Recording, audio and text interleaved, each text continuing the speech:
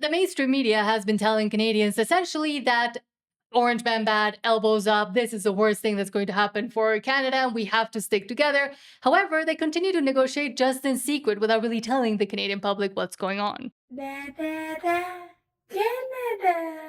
And so let's start with this from Mark Nixon, saying, quote, the Liberal story is already falling apart. Tim Hodgson says Canada had three, quote, red lines, saying sovereignty over who we trade with, protecting French and bilingualism, manufacturing competitiveness, except Canadians deserve the full story, which I don't think they'll get. Well, sovereignty over who you can trade with, they're talking about one individual country, and that is China. It's the same standard they set for Mexico. Mexico had to start acting on that, kind of trying to clear out Chinese manufacturing, which was ingrained in the country. Once they did that, they were able to get into official negotiations and build different mechanisms into those trade negotiations so they weren't subject to future tariff threats from the American administration. And yet, for example, the USMCA Article 32.10 already places conditions on pursuing an FTA with a non-market country. Canada must notify the US and Mexico before negotiations, disclose the full agreement before signing, and entering such an FTA allows other parties to terminate the USMCA on the 6 months' notice. That clause has existed since Canada signed onto the USMCA and also applies to Mexico and the US themselves. Second, Canada announced a preliminary trade agreement and new strategic partnership with China in January, but Ottawa's public material describes the arrangement rather than providing Canadians with a complete negotiated agreement showing every commitment made, which might have been one of the big sticking points during these negotiations. So release everything, exactly.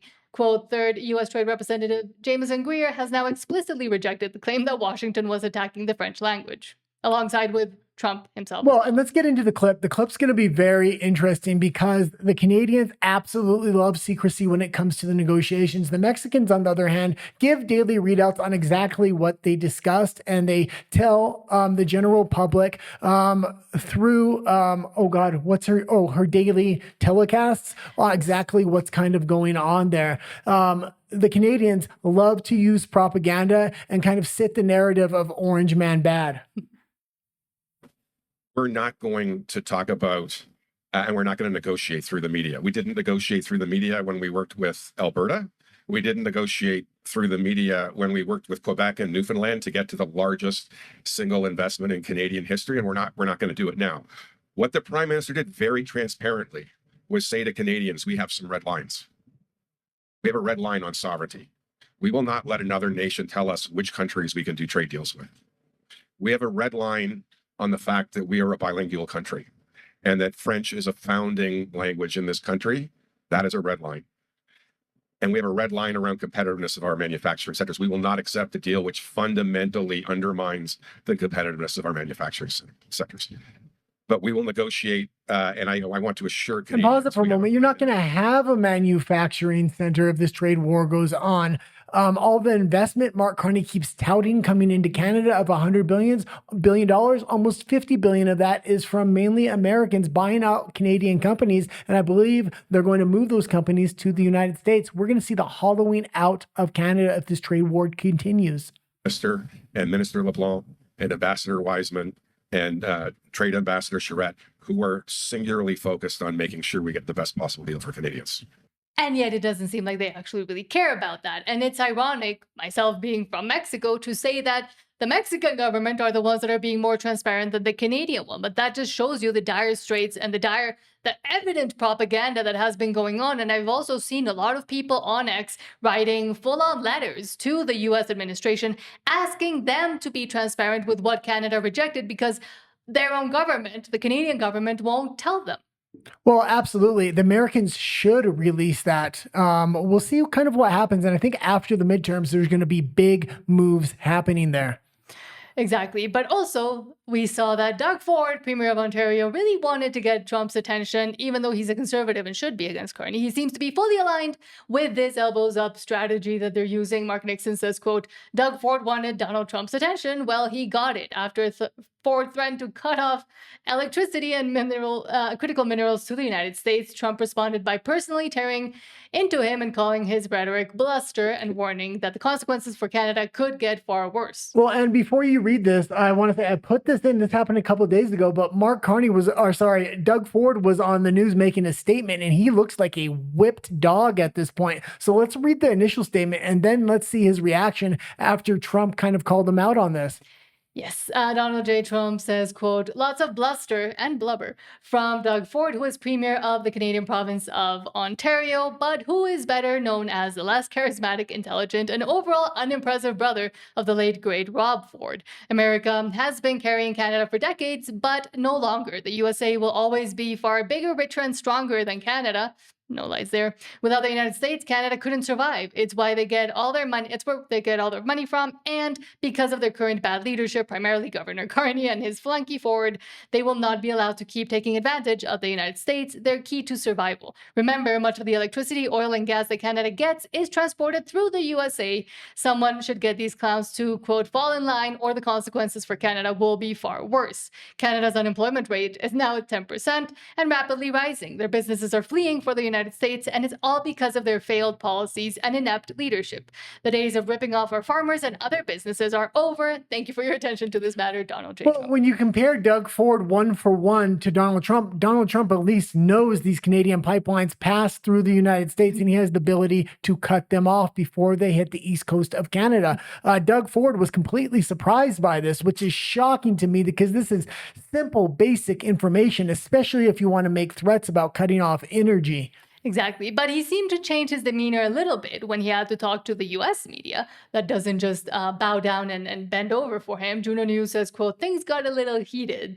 Ontario Premier Doug Ford moved to cool tensions with President Trump after trading personal insults on Monday, saying it's time to get back to the negotiating table. However, his master, Mark Carney, said he didn't want to and that the trade war will continue and the reciprocal tariffs will stay up and that there will be no talking. So what's he on about at this point? One thing I want to kind of point out here, and it's a little bit early on, especially if these trade wars continue, but look how the American commentators are kind of asking the questions, because we're going to show another clip after this with Olivia Chow, and it's very telling how the commentators kind of ask the questions. It sounds like your frustration with President Trump and his tariffs policy against Canada is escalating. Would it be wiser to take the temperature down a bit right now between these two longtime great allies? I think so. Wolf, things got a little heated. It got a little personal yesterday between the president and myself.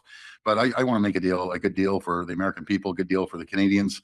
And we're the two greatest countries in the world. We're each other's number one customer.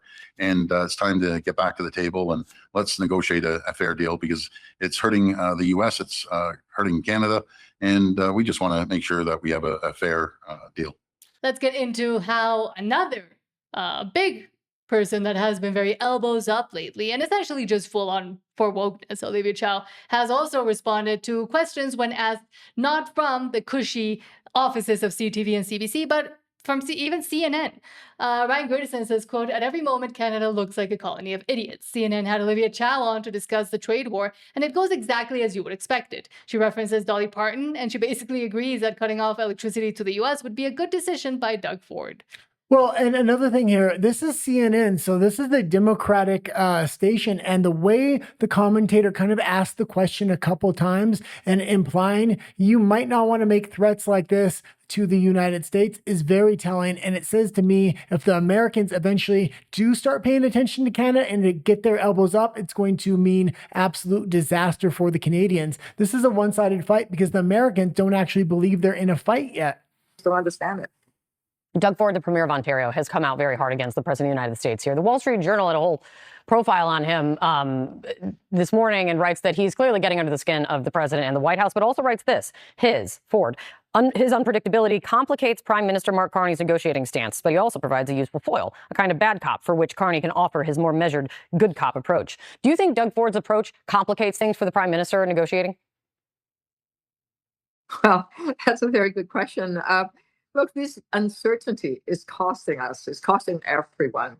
And when the price goes up. And pause it for just a second. They couldn't have got a dumber politician from Canada. I'm surprised she agreed to do the interview. This makes Canada look horrible. She's going to start out here with a complete non-answer, answering a completely different question she made up in her own head.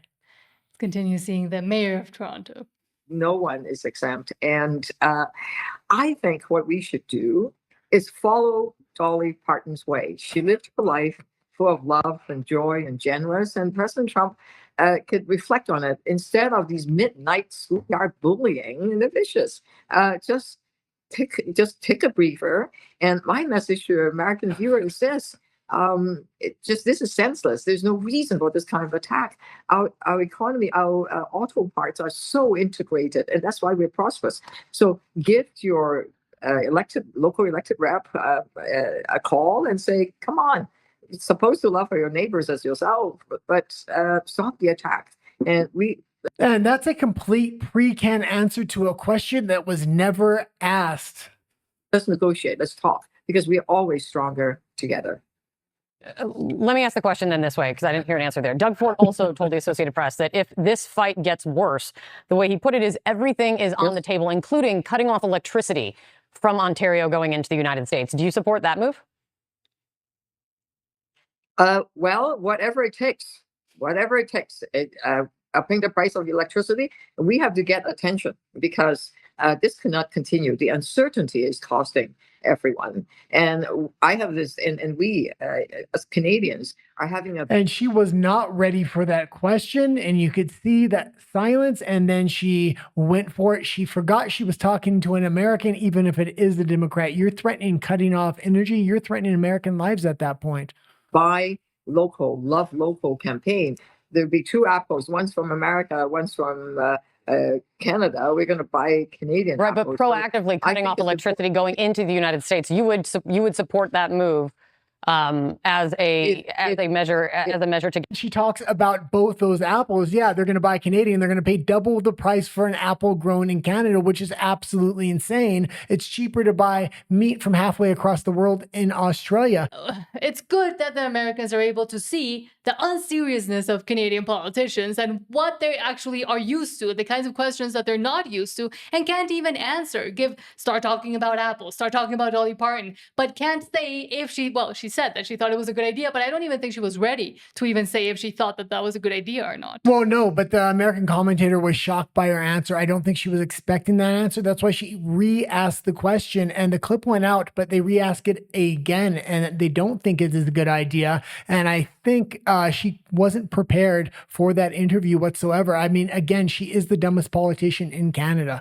And the elbows up east will continue, and will continue to prove, hopefully on American media as well, so Americans can see that they don't have any idea of what they're doing, and that this war that they're waging is essentially unilateral on their side, on their part, and actually just hurting Canadians themselves. But before we continue, please don't forget to subscribe again. It really does help us out.